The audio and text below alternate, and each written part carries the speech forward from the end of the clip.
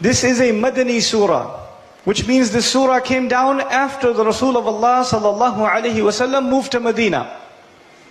And in Medina, the Muslims are of three categories. There are the strongest Muslims, the mu'minun. There are Muslims who are new to Islam. They're not very strong yet, and their iman hasn't been tested yet. They're the Muslims. We can call them Muslim. So there's the mu'min and there's the Muslim.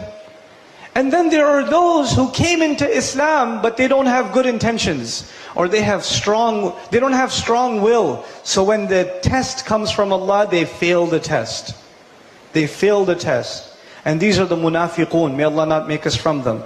So there's the Muslim, there's the mu'min, and there's also the munafiq. All three of them are in Medina. All three of these categories are in Medina.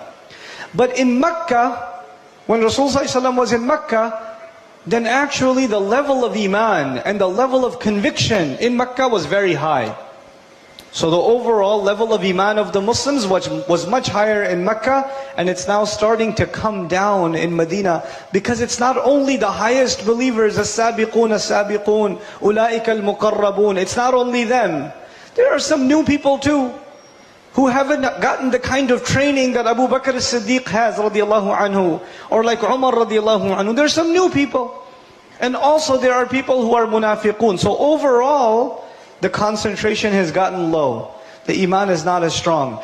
And in that climate, when Allah Azza wa Jal teaches the Rasul sallallahu alayhi wasallam that the iman is going down of the ummah, He reveals certain surahs that are supposed to raise the iman again. These surahs are called the musabbihat. They begin with sabbaha lillah or yusabbihu lillah. The purpose of these surahs in Madani Quran is to raise the iman of the ummah. And Surah Al-Jumu'ah is one of these surahs. Allah Azza wa Jal begins, يُسَبِّحُ لِلَّهِ مَا فِي السَّمَاوَاتِ وَمَا فِي الْأَرْضِ. Everything in the skies and the earth continues to and will continue to declare Allah's perfection. Everything in the skies and the earth is doing tasbih. يُسَبِّحُ لِلَّهِ مَا فِي السَّمَاوَاتِ وَمَا فِي الْأَرْضِ. Before I go on, I want you to think about this concept. Everything is doing tasbih. This piece of plastic I have on my face over here is doing tasbih. The fan over there is doing tasbih. The light bulb is doing tasbih. The concrete on the floor is doing tasbih. The chair you're sitting on is doing tasbih. That is what Allah is saying. The star is doing tasbih. The insects are doing tasbih. Thank you. This is doing tasbih. Okay? Now listen. Why is that important? Because Allah Azza wa Jalla is saying, nobody should come to remind you to do tasbih. Everything around you is reminding you to do tasbih. Sometimes you make salah, and you finish salah, and you're in a hurry. So you finish salah, and you get up and you go. But sometimes you finish salah, and the person next to you is doing tasbih. And when you see that person doing tasbih, what do? You say, oh, I forgot, man, I should do tasbih too. You see? When you see someone else doing it, what happens? You remember yourself. Everything is doing what? Tasbih. And one of the benefits of that is that now I am constantly being reminded by all the creations of Allah that I should be doing tasbih also. Every ayah is to benefit me. That's one of the benefits of the ayah. Everything does tasbih, why don't you?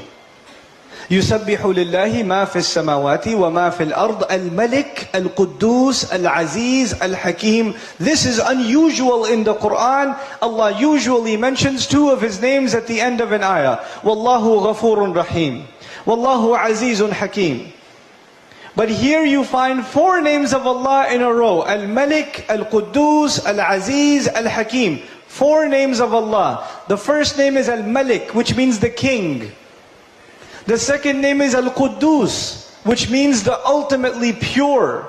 Not only the one who is pure, Quddus is also the one who purifies.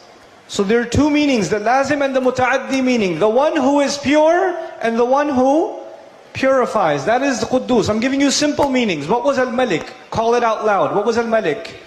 The king. What is Al-Quddus? The pure.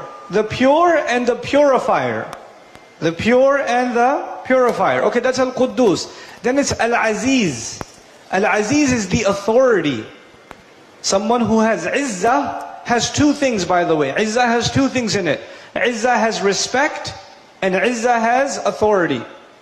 I'll say that again. Izzah has respect, and Izzah has authority. So someone who is Aziz is respected, and they also have authority. Now, you know these two things, they're not always together.